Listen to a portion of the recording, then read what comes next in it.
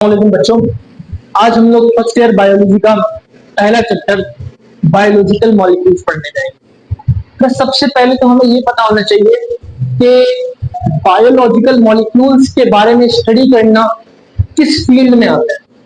बेटा, that field in which we study about biological molecules is what they called as biochemistry. Biological molecules होते क्या है? Biological molecules हर वो molecule जो कि हमारी बॉडी के अंदर पाया जाता है, उस मॉलिक्यूल को हम क्या कहते हैं? बायोलॉजिकल मॉलिक्यूल कहते हैं। और उसके बारे में स्टडी को हम क्या कहेंगे बेटा? Biochemistry. So the study of those compound which are found in living organism is called biochemistry.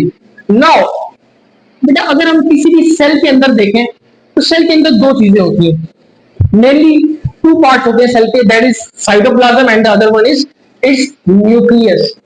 तो जो साइटोप्लाज्म होता है उसके अंदर क्या प्रेजेंट होता है बेटा? लिक्विड प्रेजेंट होता है, और उस लिक्विड के अंदर डिफरेंट क्या प्रेजेंट होते हैं? सेल ऑर्गेनेल्स प्रेजेंट होते हैं। इसके अलावा अगर हम न्यूक्लियस की बात करें तो न्यूक्लियस में भी क्या प्रेजेंट होता है? एक थिक फ्लूइड प्रेजेंट होता है, that is what we called as nucleoplasm. So cytoplasm जो के सेल के अंदर हो, that is what we called cytoplasm, और जो कि न्यूक्लियस के अंदर हो उसको हम कहेंगे बेटा न्यूक्लियोप्लाज्म। सो साइटोप्लाज्म और न्यूक्लियोप्लाज्म किसी भी सेल का अगर हम इन दोनों को मिला दें तो हमारे पास क्या आता है बेटा? Protoplasm. So what is protoplasm? Protoplasm is the mixture कह सकते हो, या is the combination of cytoplasm and nucleoplasm. So protoplasm की अगर हम बात करें किसी भी सेल में 70 to 90% प्रोटोप्लाज्म किससे बन रहा होता है बेटा? वाटर से। 70 to 90% मतलब हमारे सेल के अंदर वाटर होता है। उसके अलावा कितना रह गया? हम कह सकते हैं 10 to 30% जो रह गया हमारे पास, वो क्या कहलाता है बेटा? हमारा dry weight of the cell. Now नाम से पता चल रहा है it is a dry weight. So dry weight का मतलब ये है कि कोई सॉलिड मॉलिक्यूल्स की बात हो रही है यहाँ पे। So dry weight of the cell किससे मिलके बनता है बेटा? बायोलॉजिकल मॉलिक्यूल से मिलके बनता है। देखो, सबसे पहली बात मैं फिर से रिपीट करने जा रहा हूं, किसी भी सेल के अंदर दो पार्ट होते हैं, that is cytoplasm and nucleoplasm. Cytoplasm और न्यूक्लियोप्लाज्म मिलकर क्या बनता है बेटा? प्रोटोप्लाज्म। एंड प्रोटोप्लाज्म को अगर हम देखें किसी भी सेल के मेन पार्ट में 90%, 70 to 90% क्या होता है बेटा? पानी होता है, वाटर होता है। उसके अलावा जितना बच गया उस 10 से 30% में क्या आ जाएगा? हमारा बायोलॉजिकल मॉलिक्यूल आ जाएंगे। तो बायोलॉजिकल मॉलिक्यूल हम यहाँ पे देख लेंगे कितने टाइप्स के। First is what we called as carbohydrates, lipids, proteins and nucleic acids. Mainly ये 4 टाइप्स होती है बायोलॉजिकल मॉलिक्यूल्स की। जो एक्सेसरी बायोलॉजिकल मॉलिक्यूल है, जो माइनर बायोलॉजिकल मॉलिक्यूल भी कह सकते हैं, that is one we called as vitamins and the other one is mineral. So vitamins and minerals are minor biological molecules and the major biological molecules include carbohydrate, lipids, protein and nucleic acid. बेटा उम्मीद करता हूँ आपको यहाँ तक की बात समझ में आई होगी। अब जरा मैं आप लोगों को एक पुराने कॉन्सेप्ट की तरफ लेके जाना चाहता हूँ। आप लोगों ने, मुझे लगता है, मुझे उम्मीद है पहले भी पढ़ा होगा। बेटा किसी भी ऑर्गेनिज्म की लाइफ जो है that is built on chemical foundation. मतलब हर ऑर्गेनिज्म जो है वो केमिकल से मिलकर बना हुआ है। इसका सबूत क्या है? इसका सबूत ये है कि बेटा जो हमारी खुद की बॉडी है उसके अंदर क्या पाए जाते हैं? डिफरेंट ऑर्गन्स पाए जाते हैं। उन ऑर्गन्स के अंदर टिश्यूज पाए जाते हैं, वो टिश्यूज के अंदर सेल्स होते हैं। और उन सेल को अगर हम डीपली स्टडी करें तो बेटा उनके अंदर हमें क्या मिलते हैं? मॉलिक्यूल्स मिलते हैं। हमने अभी भी स्टडी किया कि dry weight of the cell किससे मिलकर बनता है? बायोलॉजिकल मॉलिक्यूल से मिलकर बनता है। अब जरा मैं आपको इसी हायरार्की में लेके जाना चाहूंगा। बेटा आपको पता है सबसे छोटा मॉलिक्यूल्स क्या होते हैं? सॉरी, सबसे छोटे पार्टिकल्स क्या होते हैं? एटम्स होते हैं। सो एटम से हम लोग स्टार्ट करेंगे। एटम्स मिलकर आपस में क्या बनाते हैं?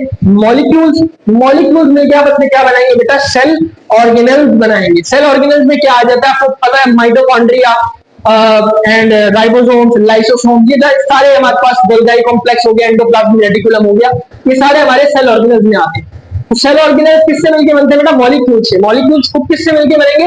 एटम से।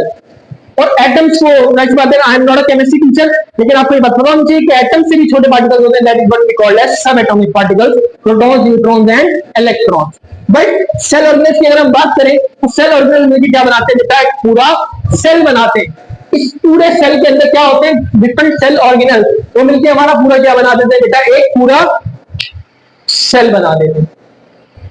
नाउ सेल आपस में मिलकर क्या बनाते हैं, ये भी पुराना कॉन्सेप्ट आ गया, हम बचपन से पढ़ते हुए आ रहे हैं। सेल आपस में मिलकर क्या बनाते हैं, टिश्यू बनाते हैं। देन टिश्यूज, डिफरेंट टिश्यूज आपस में मिलकर एक पूरा ऑर्गन बनाते हैं। इसकी एग्जांपल क्या है बेटा, इसकी एग्जांपल है आपका स्टमक, आपकी किडनीज। आपके स्टमक के अंदर बेटा डिफरेंट टाइप्स ऑफ टिश्यूज होते हैं। एपिथेलियल टिश्यू होता है, कनेक्टिव टिश्यू होता है, इसी तरह से मस्कुलर टिश्यू होता है। डिफरेंट तरह के टिश्यूज होते हैं एक ऑर्गन में, और हर टिश्यू, वैसी बात है, एक टिश्यू जो होता है वो मल्टीपल सेल्स से मिलकर बनता है। So multiple cells combine to form tissue, then tissue combine to form an organ. अब different organs combine to form an organ system. इसकी एग्जांपल क्या है, इसकी एग्जांपल आपका डाइजेस्टिव सिस्टम है। बेटा हमने सबसे पहले हम सिस्टम एक दफा रिवाइज करते हैं, कितने सिस्टम होते हैं हमारी बॉडी में, digestive system, nervous system, renal system, reproductive system. ये डिफरेंट हमारे पास क्या होते हैं बेटा, सिस्टम्स। तो इन सिस्टम्स को अगर हम स्टडी करें तो इनके अंदर मल्टीपल ऑर्गन होते हैं। अगर हम डाइजेस्टिव सिस्टम को ले लें तो उसमें कौन कौन से ऑर्गन जाते हैं, हमारा माउथ, हमारा oesophagus, stomach, small intestine, large intestine, the rectum and anus. तो ये सारे हमारे पास किस में आ रहे होते हैं, एक पूरे के पूरे सिस्टम में आ रहे होते हैं। अगर हम नर्वस सिस्टम को लें तो नर्वस सिस्टम में भी ब्रेन और स्पाइनल कॉर्ड दो ऑर्गन शामिल हैं। अगर हम रीनल सिस्टम को, किडनी वाले सिस्टम को लें तो उसमें किडनीज आती हैं, दो किडनीज, देन यूरेटर्स आते हैं। सबसे पहले किडनीज, यूरेटर्स, यूरिनरी ब्लैडर और यूरेटर, ये सारे ऑर्गन मिलकर क्या आते हैं, हमारा पूरा यूरिनरी सिस्टम या फिर रीनल सिस्टम। और अगर मैं इन सारे के सारे सिस्टम को क्या कर दूं, कंबाइन, तो हमारा पूरा क्या बन जाएगा, एक लिविंग ऑर्गेनिज्म बन जाएगा।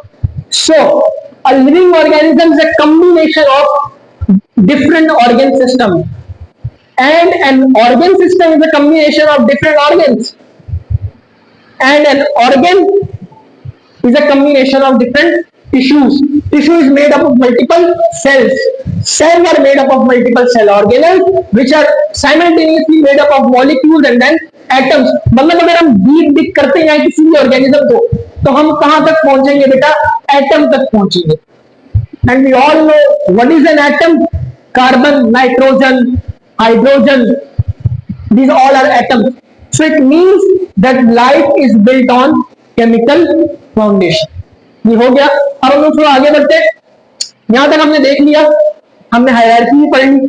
अब बेटा हम जाते हैं कि बायोकेमिस्ट्री जो हम फील्ड है इसमें हम बायोमोलिक्यूल्स के बारे में पढ़ते हैं, इसका हमें क्या एडवांटेज है, इसकी इंपॉर्टेंस क्या है पढ़ने की। तो importance of biochemistry, it provides information about all the processes in living organism at molecular level. बेटा मॉलिक्यूलर लेवल पे हमारे बॉडी, हमारी लिविंग ऑर्गेनिज्म के अंदर जो जो प्रोसेसेस हो रहे होते हैं वो हमें कौन बताता है बेटा, वो हमें बताता है बायोकेमिस्ट्री। सो बायोकेमिस्ट्री वो स्टडी है जिसमें हम मॉलिक्यूलर लेवल पे हर एक मैकेनिज्म को क्या करते हैं, स्टडी करते हैं। सो इसकी एक एग्जांपल ले लेते हैं हम, flow of information from nucleus to cytoplasm for protein synthesis.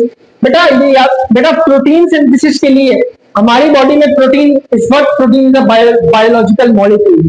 Protein बनाने के लिए बेटा जो मैसेज आता है वो कहां से आता है, हमेशा याद रखना, वो आता है बेटा न्यूक्लियस से। कहां से आता है, न्यूक्लियस से। तो न्यूक्लियस में बेटा ऐसा क्या होता है जो मैसेज भेज रहा होता है, that is what we called as DNA. DNA क्या करता है बेटा, हमारे साइटोप्लाज्म में एक ऑर्गेनल होता है जिन्हें हम कहते हैं राइबोसोम।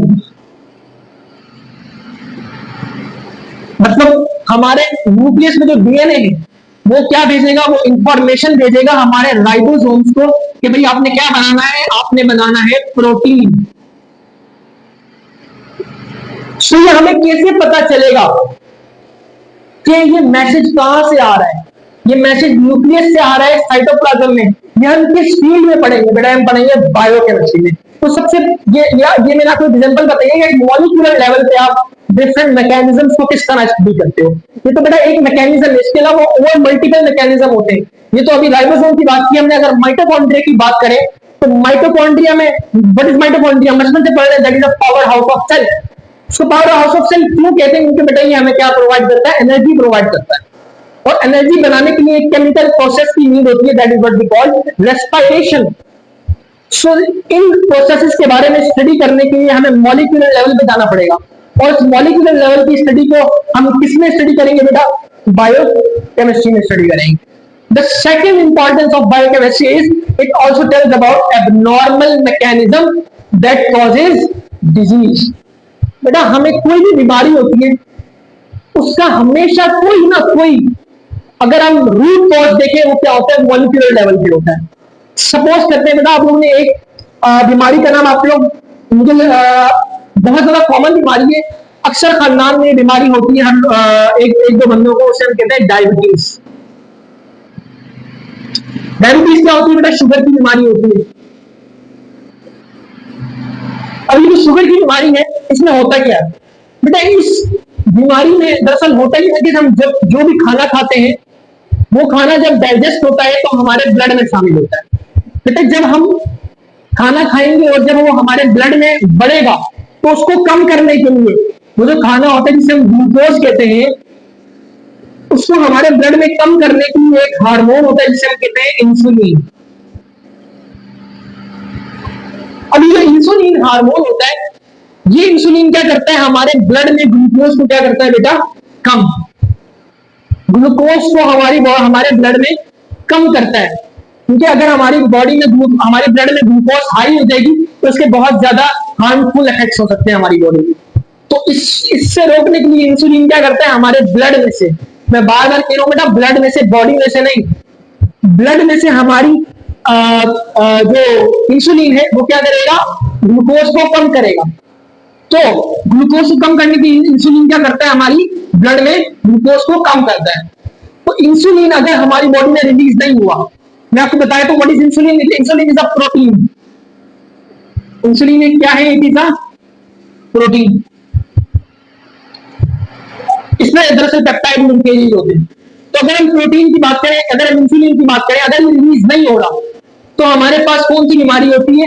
शुगर की बीमारी हो जाती है। हमारे ब्लड में शुगर क्या होना स्टार्ट हो जाती है? हाई होना स्टार्ट हो जाती है। इसी वजह से शुगर के पेशेंट्स को हम कहते हैं कि हाई शुगर डाइट नहीं खानी।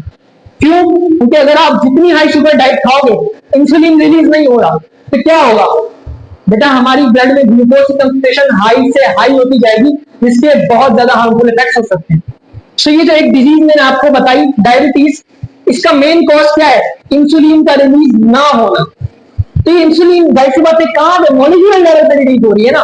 तो किसी भी डिजीज के बारे में स्टडी हम किस, अगर हम उसके एब्नॉर्मल मैकेनिज्म पे जाएं तो वो किस फील्ड में हम स्टडी करेंगे? That is biochemistry. Now the third importance also tells about the causes of cancer and mechanism of memory. बेटा कैंसर क्या होता है? कैंसर, मुझे उम्मीद है अक्सर लोगों ने, आप लोगों ने नाम सुना होगा। कैंसर बेटा क्या होता है? Abnormal division of cell. मतलब अगर एक सेल है, एक तो ये कि ये दो सेल में डिवाइड हो जाए, ये नॉर्मल प्रोसेस है। लेकिन अगर एक सेल एबनॉर्मली बहुत ज्यादा ग्रो कर रहा है, बहुत ज्यादा डिवाइड कर रहा है, तो बेटा क्या हो जाएगा? इसको हम क्या कहते हैं? कैंसर। अब ये कैंसर का होना, ये कैंसर क्यों होता है, तो हम किस फील्ड में स्टडी करेंगे? बायोकेमिस्ट्री में स्टडी करेंगे। इसके अलावा मैकेनिज्म ऑफ मेमोरी, मतलब याददाश्त का मैकेनिज्म हमारे दिमाग में जो चल रहा होता है, इस मैकेनिज्म को भी हम कहां स्टडी करेंगे बेटा? बायोकेमिस्ट्री में स्टडी करेंगे। तो हमने आज की क्लास में हमने क्या सीखा?